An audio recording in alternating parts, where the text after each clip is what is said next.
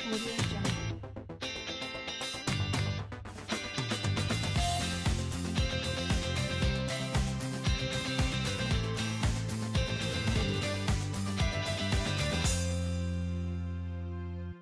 Hello and thank you so much for joining us on this week's episode of the program. It's Lenton Maritime, where you get the best of the happenings in the maritime sector. My name is BROWNSON, one of your hosts, and the program is well loaded for your viewing pleasure.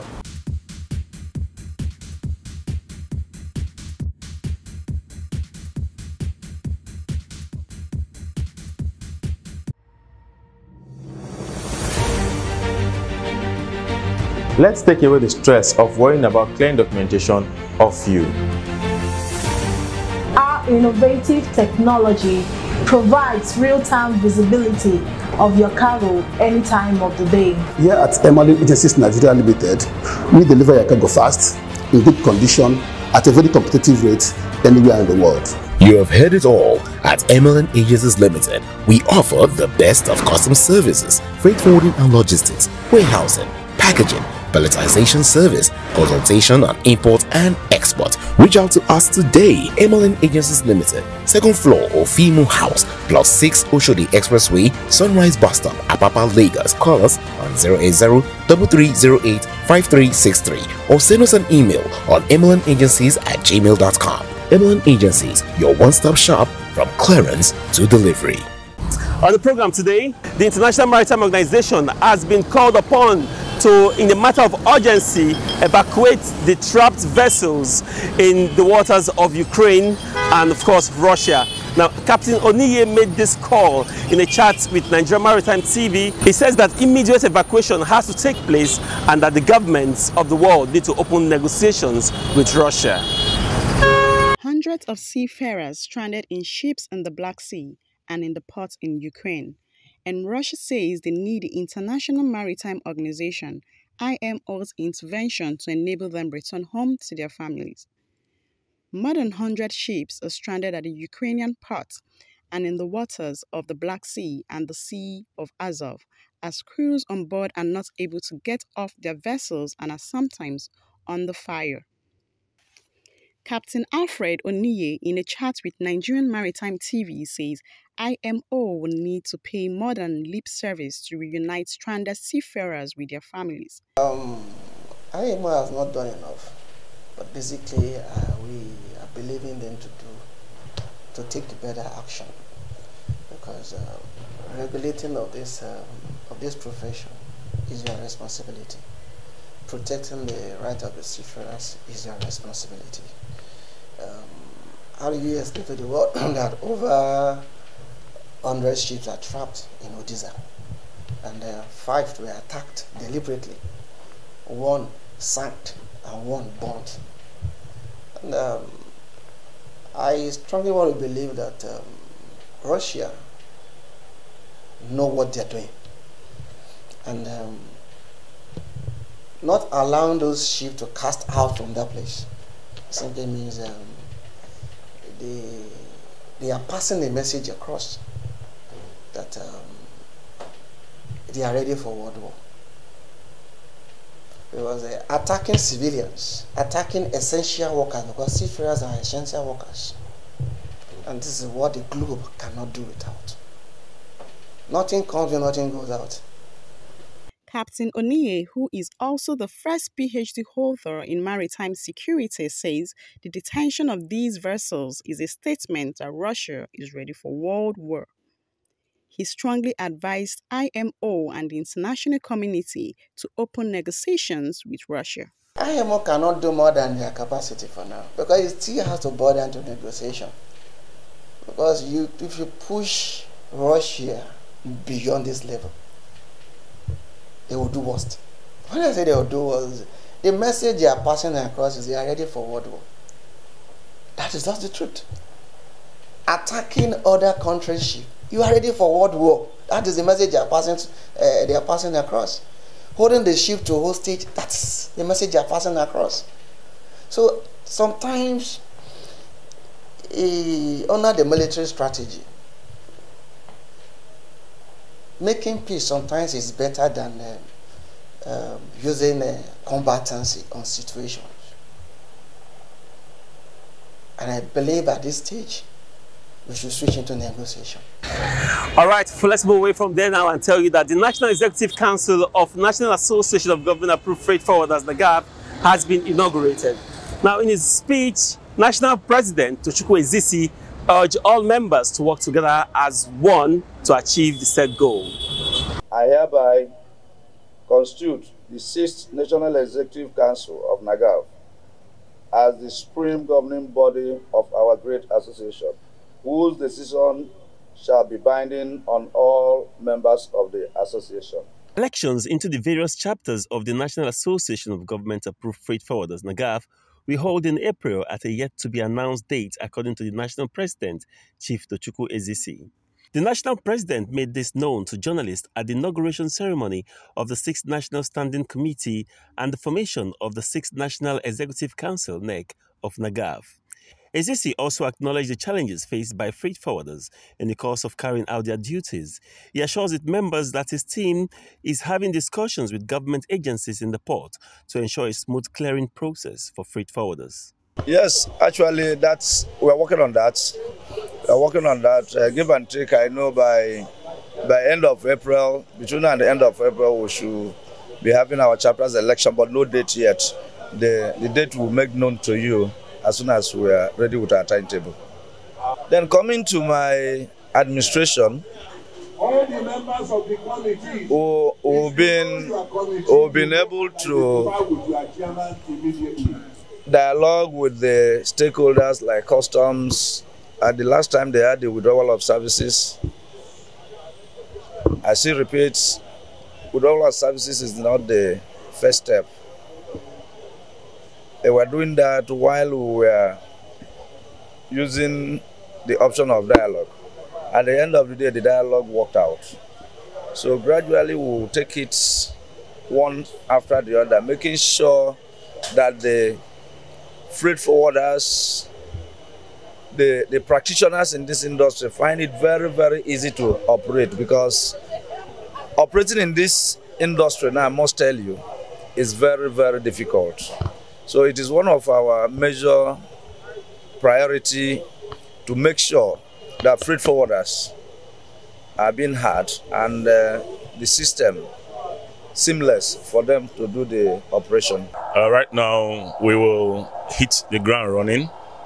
Of course, we've already started, but with this official inauguration, it's left for us to be more aggressive in our approach. We have waited for this, and now it has come. Nobody would have any reason not to deliver now. The President has given us clear mandates, even before now, where we've had our seminar, we had our workshop at the beginning of this administration. We understand his body language, we understand the agenda, we understand the programs. Personally, as Deputy National President for Seaport, I understand my brief, and of course I know my other colleagues and the other areas. So we will hit the ground running, and sooner than later you will start seeing the effects. At International Supply Chain Systems Limited, ISCS, we provide our clients with customized import-export services to meet their unique needs. We understand that timeliness is key to saving you from demurrage. Our services include cargo clearing and consolidation shipping, cargo warehousing and storage, general import and consultancy. That's why we have a team of professionals to assist you with proper paperwork for efficient customs clearing. Come talk to us at 7A Bikunle Akintoye Street, Apapa, Lagos.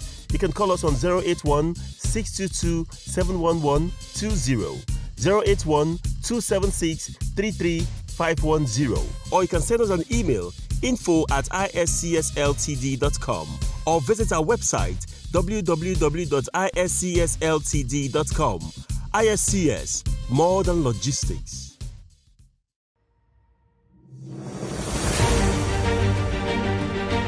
Let's take away the stress of worrying about clear documentation of you.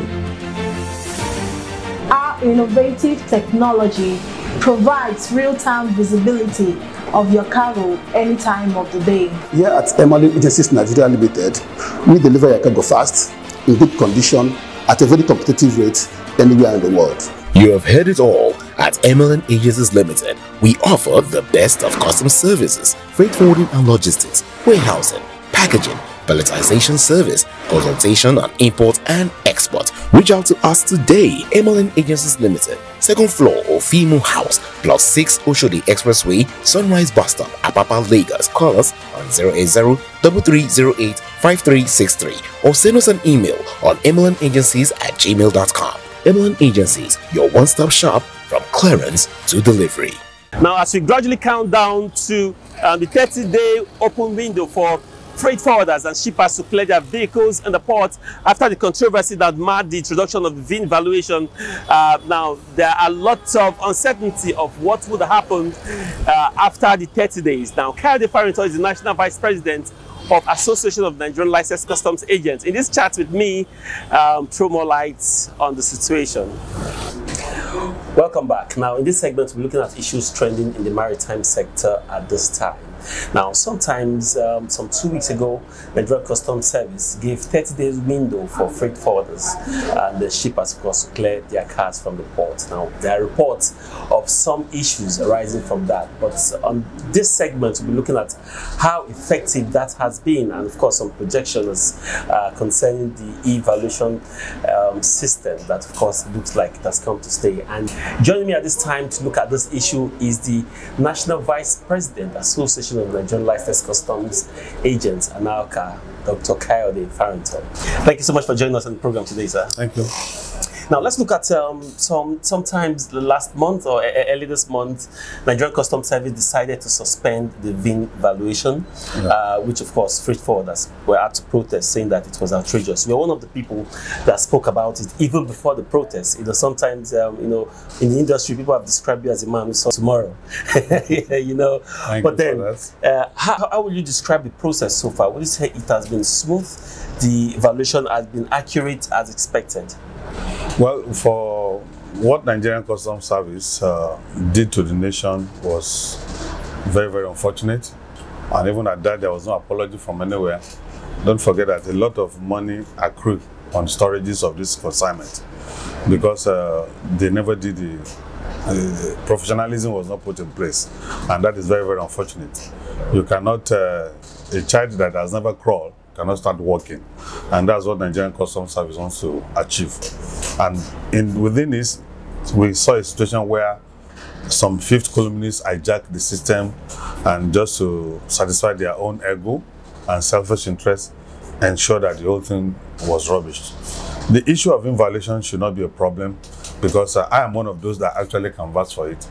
In view of the irregularities we notice on clearance of vehicles, if you have a 2010 vehicle, for instance, in Tinkan, Apapa, PTM Airport, the same year, the same cubic capacity, they will never pay the same rate of duty. And you know, in economics, there are some figures that are negligible. Yes. 100 naira can be negligible, but when it's running into thousands of naira, 50,000, 100 naira, then it becomes very important. You have to put it as a factor.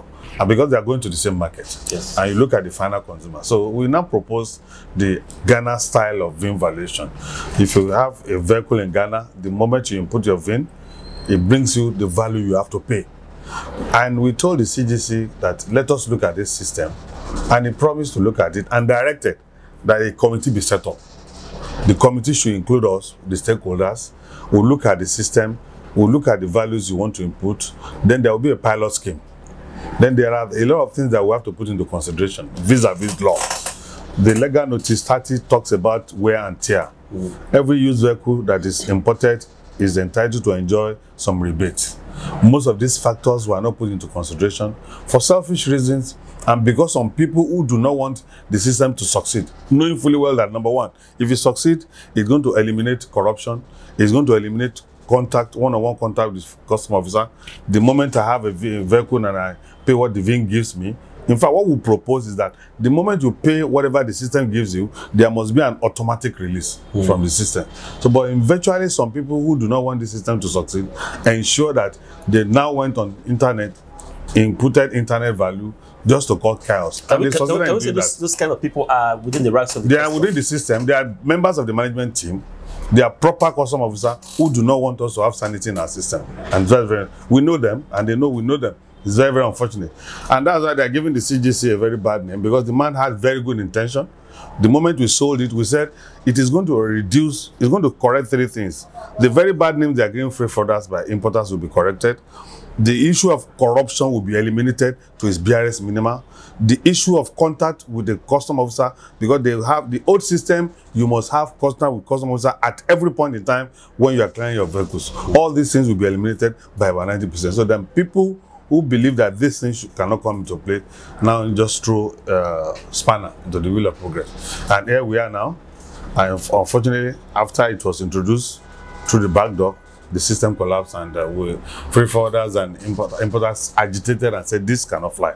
And definitely it cannot fly, because there are too many laws that were not put into cognizance. So what do you think custom could have done differently? You know, I mean, you mentioned that CG asked for a forum where major stakeholders will come together and put up this policy. Was that followed to the letter? It was not followed. It was not followed. The CGC directive was not followed. He said a committee be set up to look at that system, fine-tune it before implementation. But some people hurriedly gathered themselves, about 2-3 officers, they are no more than 4, gathered themselves. The tariff department, the tariff and trade department of Nigerian Customs Service was not even carried along. Because if tariff and trade was carried along, that department would have told them that there are enabling laws. We have Valuation Act 20 of 2003 that talks about value. We have too many laws that will have put into consideration before you implement it. We know that the leaders or the heads of that department will have said, we need to put this and this into consideration. But when you are bringing in an ICT man to implement such things, it is not his field. Definitely, he will err. So that's where we are now. So it's 2 weeks into the 30-day ultimatum that custom gives. How has the process been so far? It's very slow, and you are counting 2 weeks. We are not counting 2 weeks.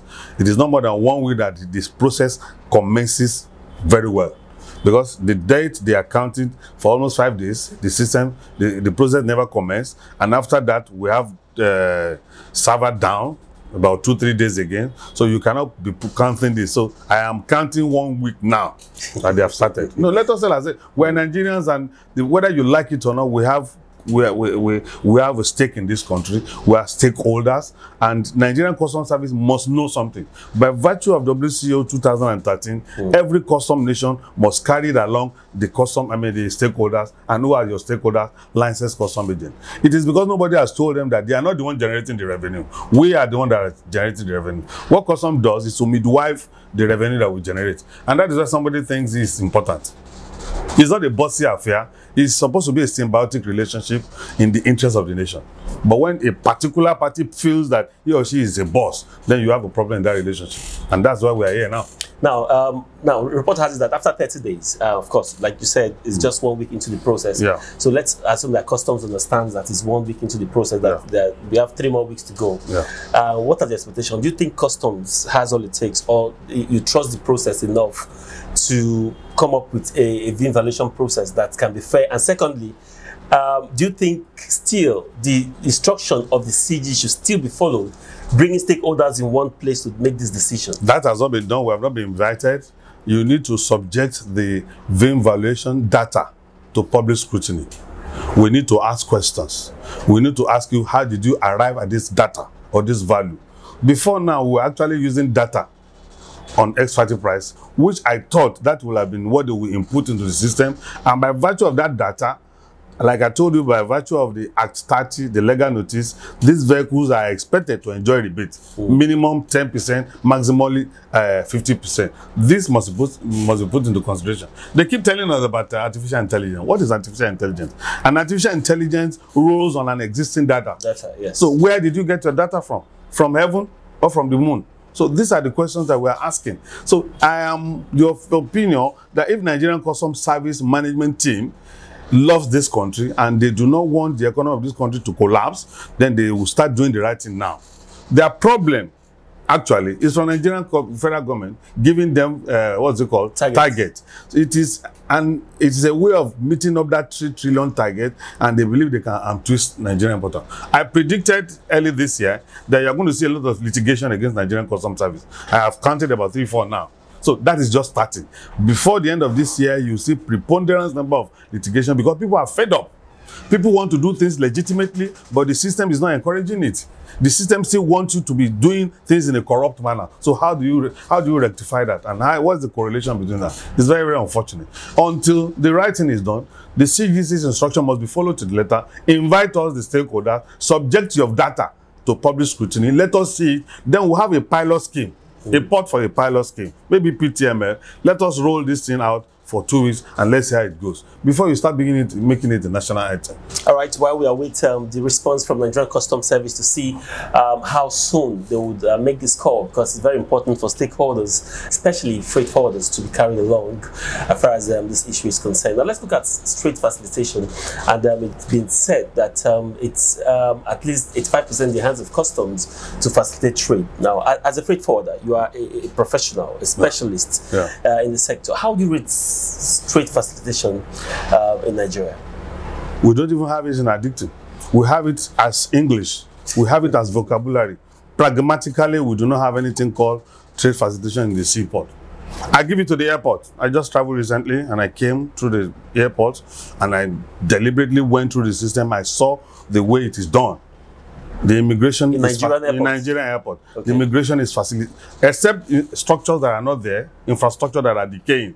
That we don't have ACs in our airport. People are sweating, people can even faint. But when it becomes issue of making sure that people get out of the airport on time, that I give that to them. It has actually improved. I give it about 45%. But in our seaport, we do not even have what is called trade facilitation in the seaport. You even have a situation where a particular cargo that has done the needful, that are declared genuinely, is subjected to a lot of horrendous checks here and there because of extortion. So there's not like trade facilitation at seaport, and I've told the federal government on that. If you want to do trade facilitation, people must be removed. There must be attitudinal change, which we do not have. The issue of every department thinking that I'm superior, I'm inferior, must be actually checked.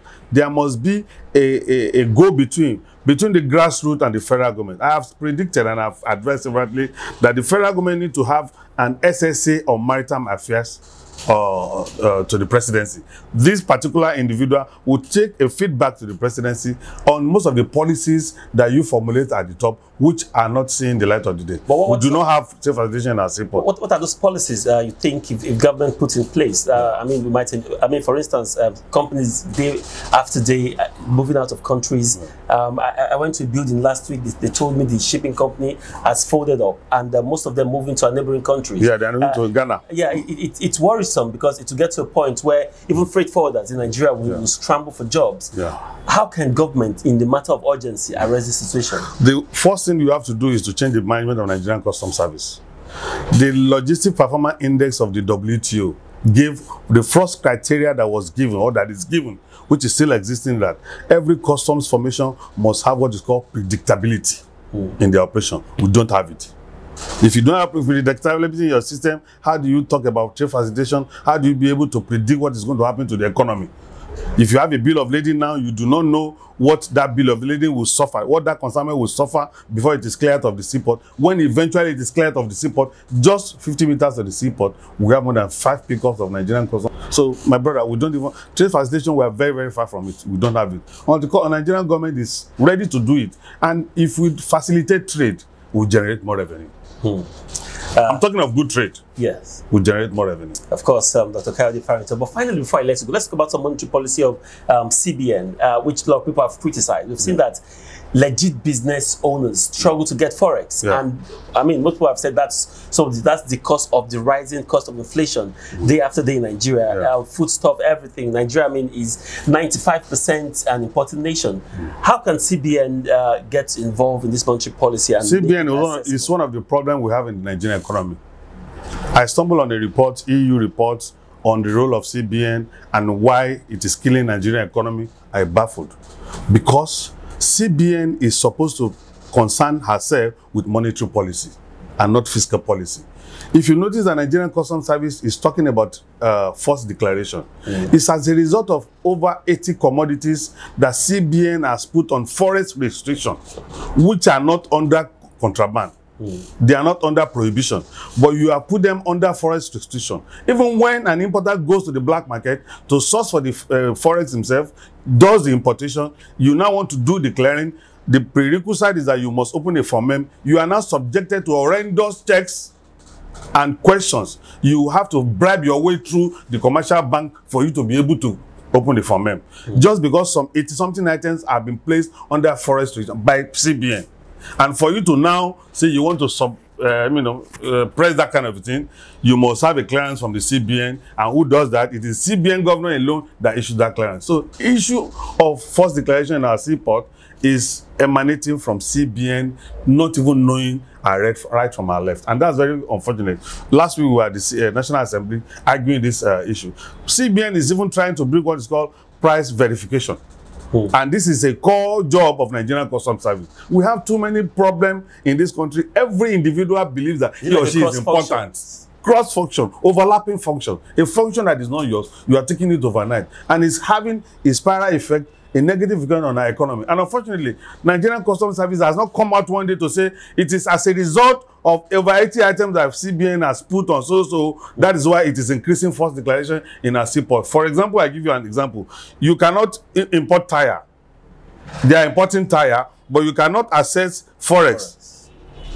And when you get a forex to the black market, you have succeeded in importing the tire. You cannot call it tire on your form. You must call it another product. So custom is now deliberately looking the other way, all in the name of generating our own revenue. And that is why I say our Nigerian Customs Service are not professional. These are the things that can be treated at the economic level. Look at myself and I'll tell you, you are doing my job. What you are doing is wrong. Even though you are CBN, you are supposed to be involved in regulatory, monetary regulation. You are not involved in fiscal policy. The moment you dabble into fiscal policy, we are having this kind of problem. And as a result of that, Nigerian importers, I keep saying, until they are litigious, go to court. You have the right to even sue the CBN. But most of these things are wrong. I have a consignment that is coming. It is not under prohibition. You are putting it under forex prohibition. I have sourced for forex in the black market and I have brought it. A commercial bank is subjecting me to a serious problem to open it for them. And that takes me to the final answer that the issue of FOMEM opening or process of FOMEM is not adding value to cargo clearance in our seaport. I think we should do away with it.